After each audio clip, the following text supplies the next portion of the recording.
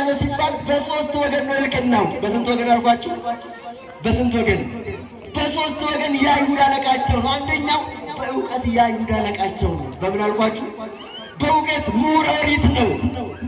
የኦሪትን ሕግ ጠንቅቆ ያወቀ ገማልያል ከሚባለው ምሁረ ኦሪት በሚገባ የተማረ ያወቀ ብቻ ሳይሆን የማሳወቅ ችሎታ ያለው ሰው። ከዚህ የተነሳ በእውቀት የአይሁድ አለቃቸው ነው። በሁለተኛ ደረጃ በስልጣን የአይሁድ አለቃቸው ነው። በምን አልኳችሁ?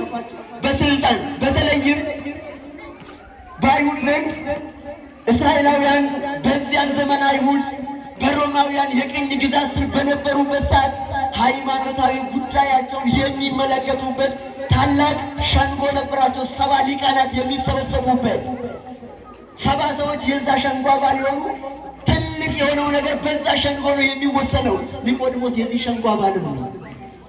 ከምሁርነቱ የተነሳ ከአዋቂነቱ የተነሳ የሀገር ጉዳይ ወሳኝ ነው ማለት ነው። በስልጣን የነሱ አለቃቸው ነው፣ ገዢያቸው ነው፣ አስተዳዳሪያቸው ነው፣ መሪያቸው ነው። ይህ ብቻ አይደለም። በሶስተኛ ደረጃ ኒቆዲሞስ በሀብት የነሱ አለቃ ነው። በምን አልኳችሁ? ሀብታም ነው። የሌለው ነገር የለም። በዛ ሀገር ከነበሩ ሰዎች የተሻለ ሀብታም የሚባል ሰው፣ የተሻለ ሀብታም የሚባል ከዚህም የተነሳ ባለስልጣን ነው። ለምን? የሀገሪቱን ሀብት ከድህነቱን ሊቀርፍበት እንዳይሰርቅ፣ ድህነቱን ሊሰርቅበት የሀገር ንብረት እንዳያባክን የራሱ የሆነ ነገር እየነበረው ታላቅ ሰው ነው። የአይሁድ አለቃቸው ነው። እንዳልኳችሁ በእውቀት አለቃቸው ነው። በስልጣን አለቃቸው ነው። ደግሞም በሀብት የነሱ አለቃ ነው።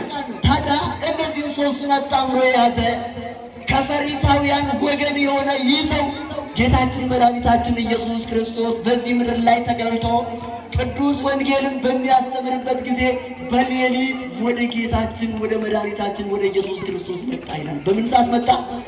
በሌሊት ወደ ኢየሱስ ክርስቶስ መጣ። ኒቆዲሞስ እንዲጀደሙ እንዲጎሰ ፈሪሶታት